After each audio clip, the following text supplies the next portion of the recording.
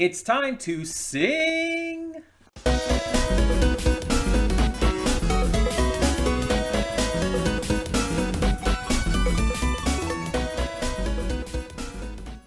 Hey everyone, welcome to Princess of Gay. I'm your host Connie, and today we are here with my blind reaction to Sing a Bit of Harmony. And I promise I'm not going to do that again.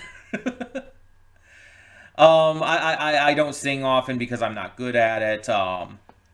Usually I only sing during like One Piece anime openings or stuff like that.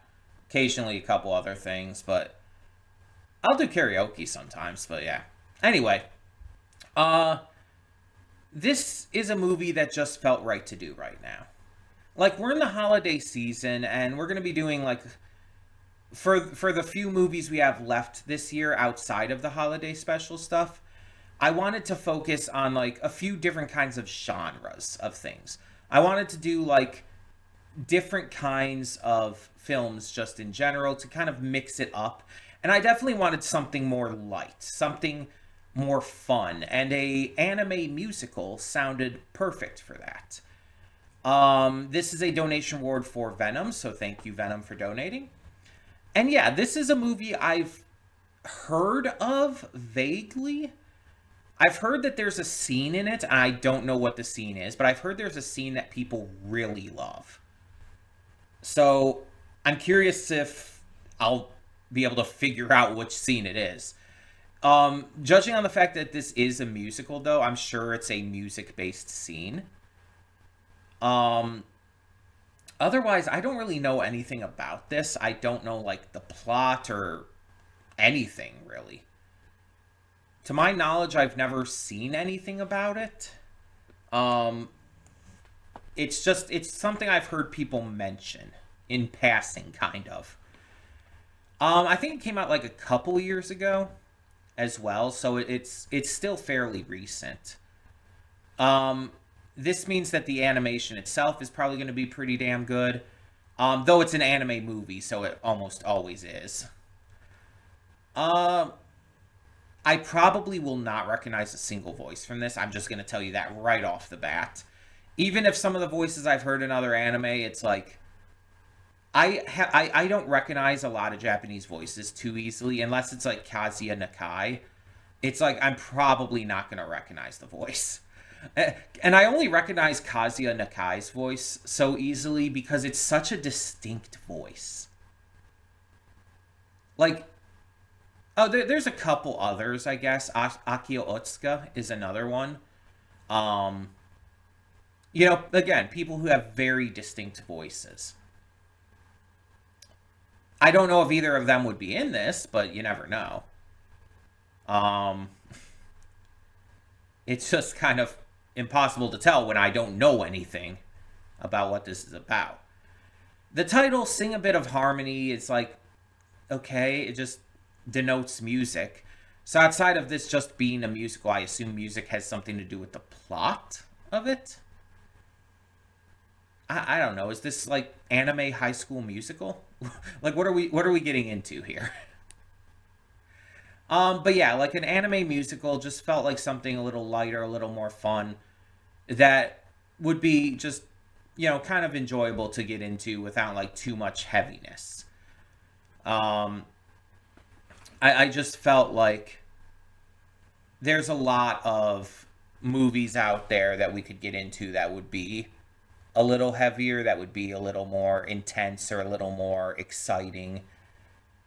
And I think, like, again, for the holiday season, something a little lighter like this would probably be good.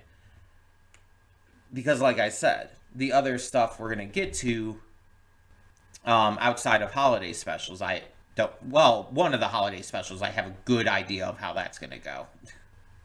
Actually, no, two of them I do. Because they're all remakes, and two of them are remakes of ones that I have seen. So, yeah.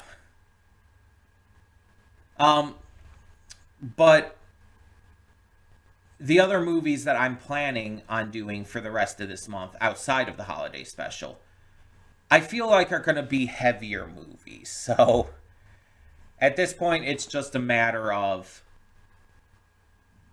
basically doing something a little lighter to lead into that. That's, I guess, my little hint at you as well to stuff that's coming in the future. It's not really much of a hint, I know, but I'm not giving you anything else. I'm not going to tell you what I'm going to react to ahead of time. That'd be crazy. But in all seriousness, I think we should just get this going and see what this movie has in store for us.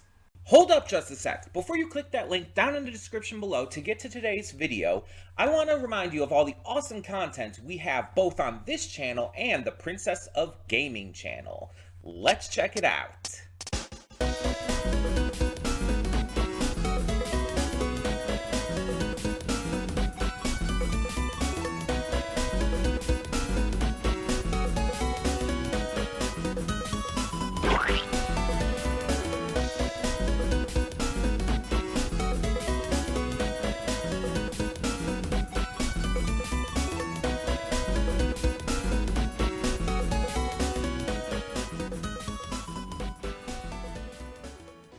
And we are back, and we'll begin with spoilers in 3, 2, 1, now. So before anything, I did look up the voice of the bad guy in this, and I knew I recognized his voice. You might know him in My Hero Academia as Chainsaw Man, as Chainsaw Man, as Overhaul. He is in Chainsaw Man as Deadeye Daddy Kishbe, though. He's Kento Nanami in Jujutsu Kaisen, and many other things, including a lot of stuff I've started, like did a first impression to on the channel, but haven't gotten that far into yet. So I guess I don't know his characters. But the voice actor is Kenjiro Suda.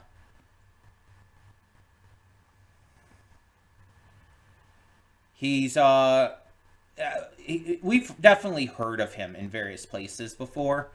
I think he's, like, known for, like, having a hot voice. He's also Seto Kaiba in Yu-Gi-Oh! Though I always watch the dub with that. He's, let's see here, Joker in Fire Force. Though, again, I also watch the dub for that.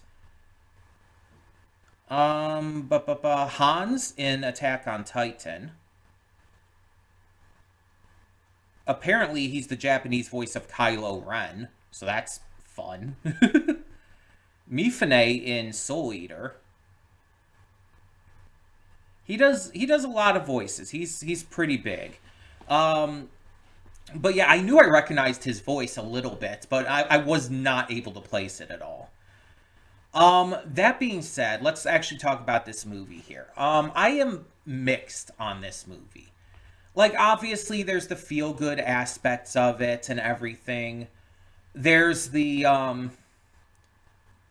parts of it that, like, you know, are all about, like, human connection and happiness and finding the things that, like, bring you joy. And a lot of it, you know, involving love. But the movie is obviously very directly also about AI. And I have thoughts on AI. Like, when people, especially nowadays, talk about AI, what they're talking about is generative AI. Generative AI is AI that learns from other works being put into it. Those works, like 99% of the time, arbitrary number, I know, but most of the time coming from other people's works without their permission. Whether that be art or music or so on and so forth. It scans these databases, it scans these various, you know, pieces of art, no matter which medium it's in, and emulates it. And a lot of times in our world currently, AI in this way, generative AI, is being used to steal jobs. It's being used because it's cheaper than paying voice actors or musicians or artists. People are making AI art because they don't want to pay for commissions and they don't want to take the time to learn how to make art themselves. People are making AI music artists because they don't want to have to pay real musicians and deal with the human elements of that. And even just recently, like big companies like Amazon are putting out AI dubs for anime, such as Banana Fish. That was a huge, huge controversy. And it actually got taken down because of all the like heavy complaining about it. But it was to save money. You know, Amazon saving money, the billion-dollar company, trillion-dollar company, let's be honest. It was to save money and not have to pay voice actors. And it's basically a result of capitalistic corporate greed. It comes down to the desire to hoard money and take the easy way out. They don't want to have to deal with, you know, voice actors and actors who are now like becoming unionized and stuff. They don't want to have to deal with artists who are, you know, demanding money that they're worth for their art and their time and materials and everything else. They want to take the easy way out. And I'm bringing this all up because the AI used in this is not generative AI. The AI featured in this is more or less the kind of AI that is actually good. This is AI that learns from experience. This is AI that learns from natural factors around it. It's not stealing work from other people. It is also AI that to some degree has gained consciousness, which this is an entire can of worms that would take way too long and way too much effort to really think about to even know what I would have to say on that. But it's a complicated kind of issue on like the idea of like if an AI gains full sentience, does that make it human?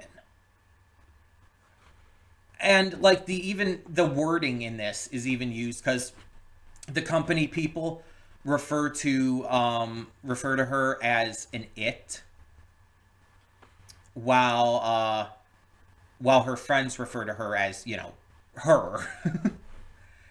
And it's language that's used in here that's not directly stated. And I mentioned like early on that it's like, oh, is this going to remind me to any degree about Detroit Become Human? And to a degree, it does. Because in Detroit Become Human, that's kind of the same concept. These androids are built with hyper-intelligent AI to act as basically servants to humanity. They act as like taking care of children, taking care of the house, taking care of like jobs around town and stuff. Elder care, all kinds of things. All kinds of things. And in Detroit Become Human, there are like two sides to this issue that are presented. There are people who argue against this idea within the game. There are detractors and naysayers within the game. And they are usually like protesting and speaking out against it. And they will use terms like it, or calling the androids plastic machines. Then there are those who see the androids as more human, especially once they gain full sentience, and will refer to them with, you know, actual proper pronouns and treat them like actual people. And you even get to see, in some cases, this develop as the characters go along.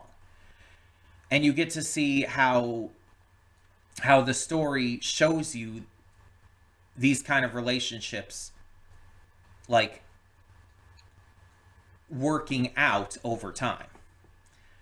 This is more like that than like, again, generative AI, where it's like the AI was created by the mom here. She gave the Tamagotchi thing to her daughter. She in turn gave it to her friend. He hacked it because he's like a little super genius, was able to, you know, modify the AI to where it could do things like have text to speech and even sing and stuff. And these modifications, again, just basically opened up the ability for it to learn and process naturally through experience. And so the AI did learn and process enough to even where it consciously made the decision to escape being deleted when the Tamagotchi was taken to the lab and everything. And then eventually even put itself into, like, Shion, the android body that otherwise probably would have been, like, just a normal success, you know? But instead, it had this, like, older AI in it that had been, like, growing and watching the girl. I'm bad with names. I apologize. I should still have the thing, like, couple pages back on here. Satami. She was watching Satami for 8 years before even going into the body of Shion. And was learning that entire time through Satami and everything happening around her, to the point where that was her only goal in the end, to make Satami happy. So when she saw her in the classroom, it was instantly her only goal. And it was instantly the only thing she focused on. But at the same time, like, she never gave away who she really was because she wanted to save that surprise for, like, later on. The entire, like, kind of comparing it to an anime thing in an anime movie. Very self-aware. They even, they made the joke themselves. But yeah, it's a complicated issue that it's like, I feel like isn't... I think the best way to put it is that they don't go far enough with it in this movie. The reason Detroit Become Human is my favorite game of all time is because the story pushes the envelope. And mind you, it has a lot more time to do that than a, under 2-hour movie does. But it pushes the envelope and it, like, does not hold back. It turns it into a literal civil rights story.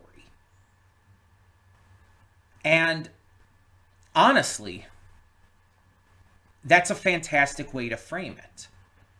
Because with the idea, the concept, the question of whether or not these AI androids gaining full sentience equates them to humans, the idea of these androids then having rights or having, like, the ability to think and act for themselves and all of that would be naturally brought up. Because they have the ability to make decisions, to make informed, consensual decisions just like humans do. They have desires and hopes and fears just like humans do. Now, like I said, though, this movie didn't go far enough with it. Shion was aggressively AI still. And it's like, the thing is, I kind of question her sentience. I don't know, like, what the kind of consensus from viewers on this is, but I kind of question the idea that she was even fully sentient in the end. She was just an AI who was, ordered to make Satomi happy. And that's all she was doing. She wasn't, like, making informed decisions on her own outside of just choosing to not get deleted. But you could even say that just aligned with her goal. So it's like it didn't go far enough to give her her own identity. The entire movie, like, these kids are like talking about like, oh, but she's not just an AI, she's our friend. It's like, she's just a fucking AI. Like, she hasn't done anything outside of like helping you. But again, she only did that because she thought it would help make Satomi happy. It wasn't out of any desire to actually help you. It wasn't out of desire. It was out of a goal, a mission. So it's like, again, they just didn't go far enough into it. And it just feels like the entire like stealthy sneaking in climax and everything also felt like a little over dramatic considering everything. It's like just the fact that these kids were like so obsessed with getting her back and so distraught by her like after the fact of finding out like who she really was and everything, like, okay, that's one thing.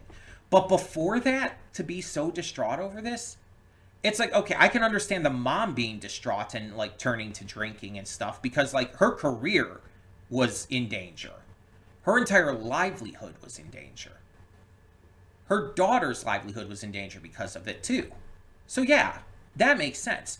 But these kids being distraught by all of this, it's like, okay. Because I kind of said it in the reaction, I think. Because it's like, yeah, she was helping push them into doing certain things, but they were still the ones doing it. It's stuff that they wanted to do all along.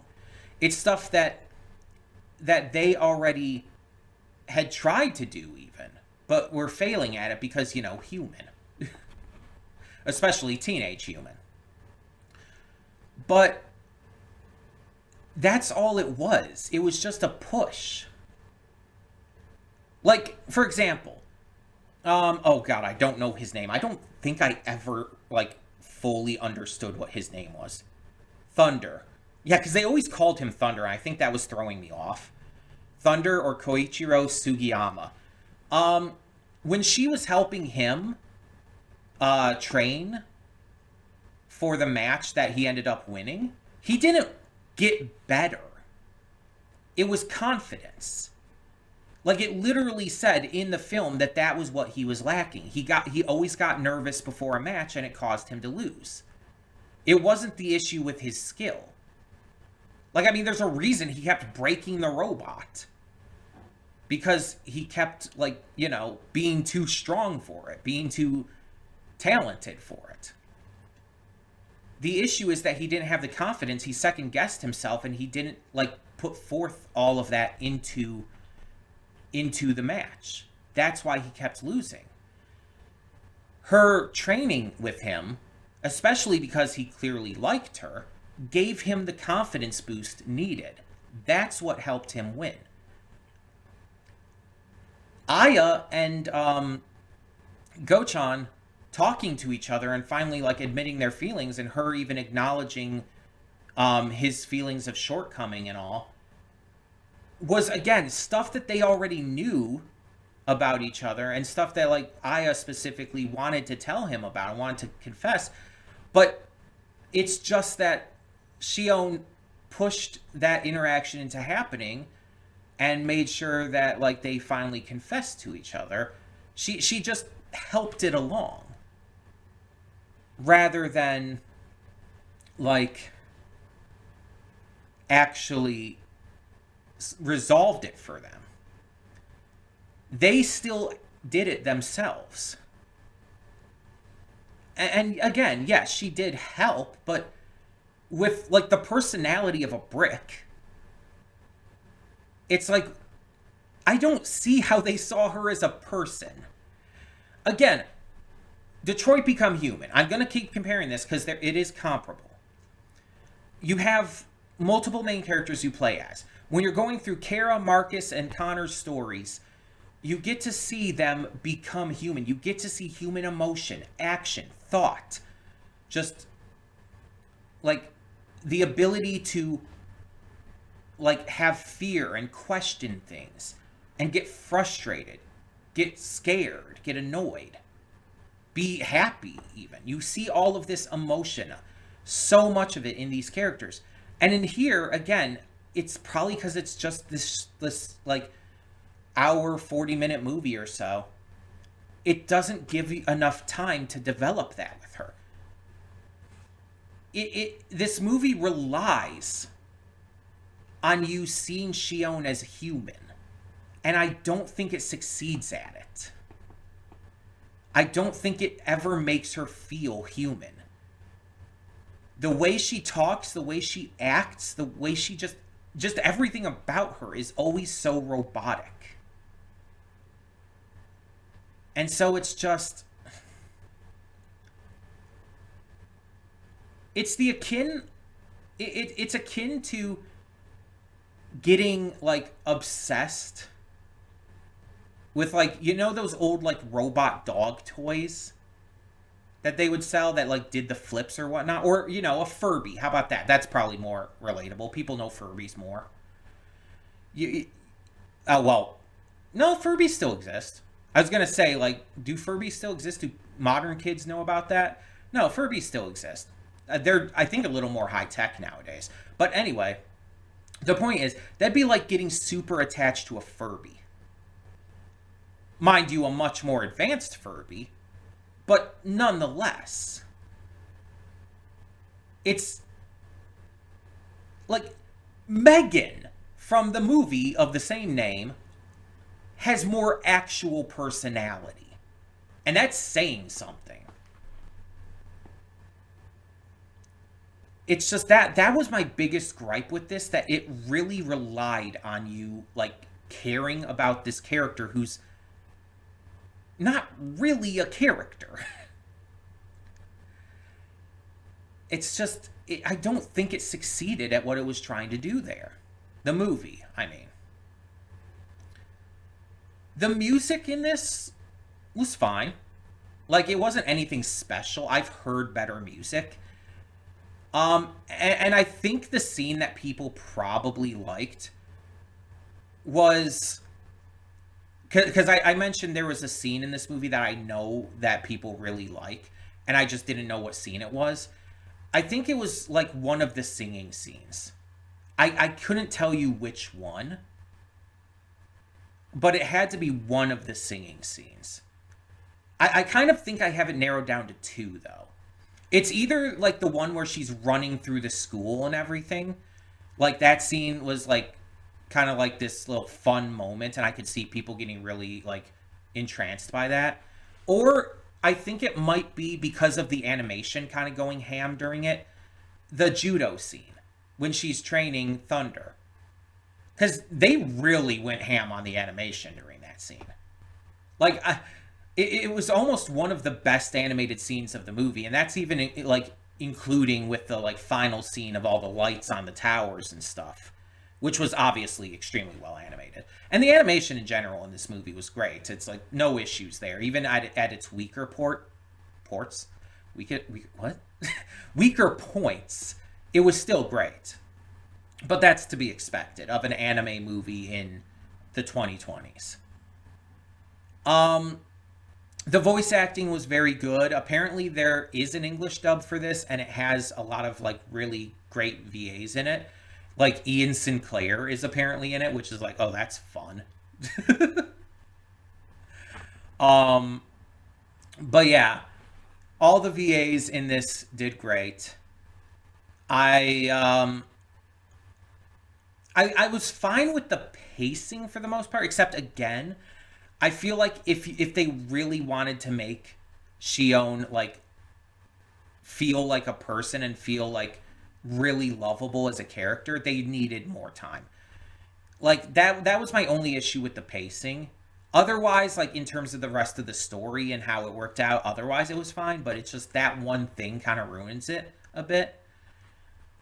And it's like, honestly, I think this would have been better if it were like a single core season of a series. Like, you know, 12, 13 episodes. It wouldn't need to be anything more than that. But 12, 13 episodes would allow you to flesh things out more, have a lot more with these characters, maybe even have a few more characters, delve more into kind of the implications of this AI, which they definitely tried to do a little bit of, but again, did not commit as hard as they needed to. Delve into Shion actually having a personality, and so on and so forth. Like, each episode could even be like Shion helping out someone else. They would have to maybe change some things around, of course, to make that work a little bit more. And again, have more characters involved and stuff. But it could be done. And I just feel like it was a bit of a missed opportunity to have this, like, being as short as it was with what they were trying to do. The idea is absolutely there. The idea is absolutely there. I just don't feel like it was executed as well as it should have been. And so, honestly, I think this is a pretty mid movie. Like, if I'm going to, like, judge it based on just this first impression, I think it's pretty mid.